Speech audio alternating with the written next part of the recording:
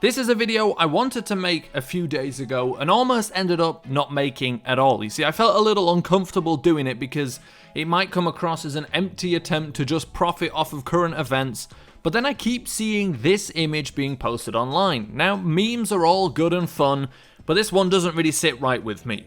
You see, it feeds into and supports a narrative that I myself used to believe, one that detracts from the validity of Kaepernick's message and covers maybe not a unified effort, but 32 individual efforts to suppress the message Kaepernick tried to deliver with his protests. Now let's be clear, I know that not all 32 teams were in need of a quarterback, but there is only one reason Kaepernick didn't find a new team in 2017, and it was because of his protests. Don't forget that the NFL outright tried to ban kneeling during the national anthem before having to go back on it after public outrage. They didn't want the protest, and by no one re-signing him, they didn't have to deal with it anymore, at least not from Kaepernick, and he was the main problem for them.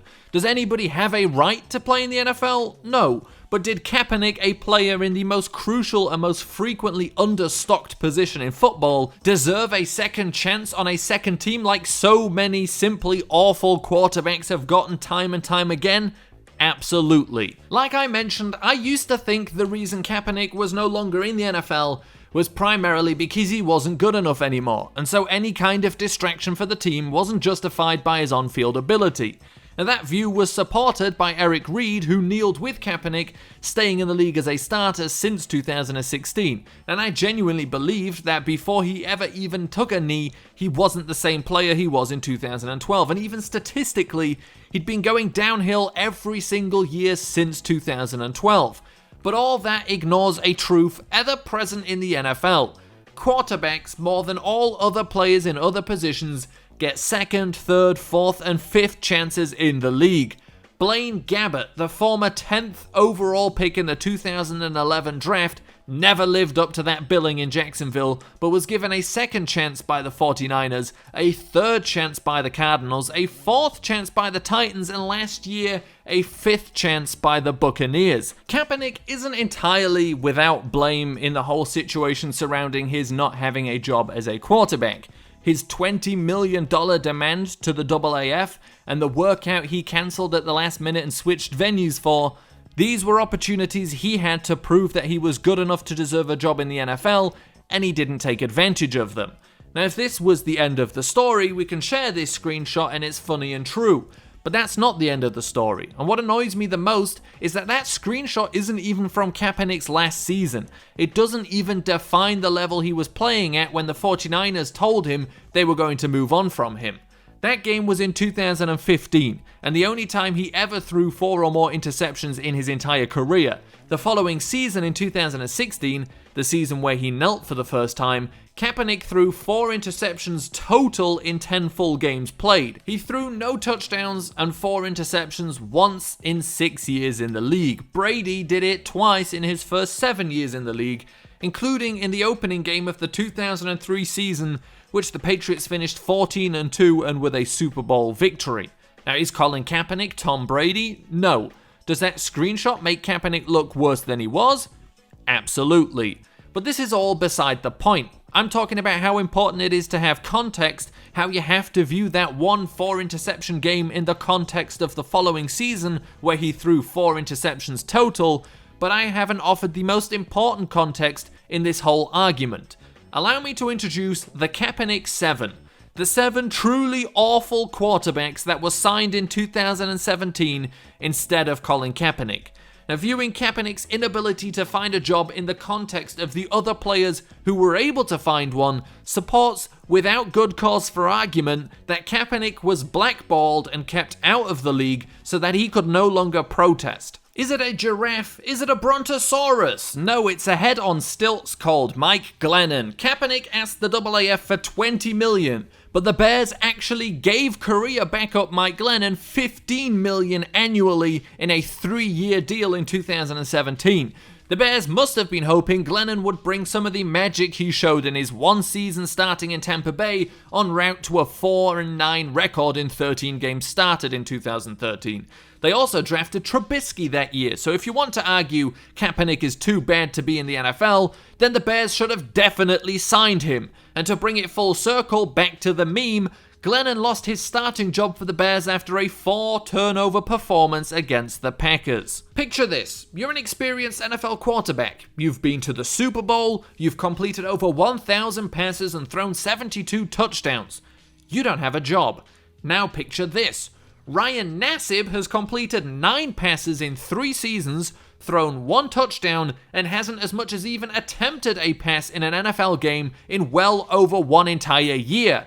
He gets signed twice in the same offseason you don't get signed at all before being released both times and disappearing out of the NFL. A former second-round pick who was drafted to learn under a former first overall pick, so a lot is expected of him. In only his second season in the league, he makes it to the Super Bowl, but his team loses. And in 2016, he struggles to do better than a 59% completion percentage, only throwing 15 touchdowns.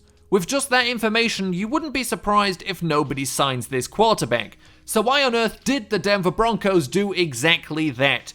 They signed Brock Osweiler, the man traded with, not for, a second-round pick just to get his salary off the Texans' books. A player too bad for the Browns. Drafted in the second round, learnt under Peyton Manning, a backup when the Broncos lost to the Seahawks in the Super Bowl, the bootleg, voided warranty, batteries not included Walmart version of Kaepernick's rise in his sophomore season, yet he was still signed instead of Kaepernick in 2017. Youth. Those quarterbacks are all younger than Kaepernick. They've played less football, you can argue their ceilings are higher. So what is Mark Sanchez doing on this list? More time in the league, more games started, less achieved, and less of the potential promised as the 5th overall pick in 2009 showing. There is of course the potential that Kaepernick was asking for too much money, but the Bears paid Glennon and Sanchez over $20 million combined for the 2017 season. I mean, Sanchez holding a clipboard and Glennon wasting the first 4 games of the season is worth much more than whatever Kaepernick could have done, surely. Tough to beat a 1-3 record and the amazing job Sanchez did in helping Trubisky develop. Geno Smith. I mean, come on. Fair enough he's never thrown 0 touchdowns and 4 interceptions in one game, but he has thrown 0 touchdowns and 3 interceptions on 3 occasions, and 0-2 another 3 times. The only more compelling argument that Kaepernick never being signed had nothing to do with his ability than Geno Smith, the guy who threw 12 touchdowns to 21 interceptions in his only 16-game season being signed, would be if Nathan Peterman was signed in 2017 as a free agent. He was drafted that year, but his legend hadn't begun at that point, so we can't hold that against the Bills. And on the topic of the Bills, they were smart enough to move on from E.J. Manuel in 2017. As bad as he was, starting only 17 games in 4 seasons, you have to remember he was a first-round pick, the 16th overall pick in 2013. Fans of terrible quarterbacks who have started for the Bills, the Raiders were quick to sign Manuel. Now I guess their plan is just to make Derek Carr look better by only surrounding him with awful quarterbacks. In that case, however, the argument that Kaepernick was too bad to find a new job wouldn't work here either. And finally, a man whose name is only ever mentioned in a positive light when the sentence is, well, at least he ended up being better than his college target Justin Blackmon. It's the 2-sport disappointment Brandon Weeden. What more do I need to say other than he's a quarterback the Browns drafted in the first round? Well, that pretty much settles it. And if he can get a job and Colin Kaepernick can't, clearly there was a different reason, not to do with his ability, as to why Kaepernick was forced out of the league. Even when I was ignorant to the reality of Kaepernick's case, blind to the willingness of the NFL to silence peaceful protests calling for equal rights, I still justified it by admitting that his protest played a role in no team giving him a chance. It's a distraction. But that in itself isn't good enough. Again, nobody has a right to play in the NFL, but nobody has a right to any job, but there are still fair employment laws. Kaepernick was wrongly and unfairly denied a chance to play in the NFL after his protests. If he wasn't, the NFL would have never paid him a settlement. They suspended Ezekiel Elliott for something he was never prosecuted for, and they suspended Tom Brady on wafer-thin evidence. Both of these went to court and the suspensions were upheld. If the NFL settled, they're guilty. Now, I don't believe that Colin Kaepernick would be a starter in the NFL today if given a fair chance back in 2017. I just don't think he's good enough. But he is, matter of fact, better than many backup quarterbacks currently on NFL rosters.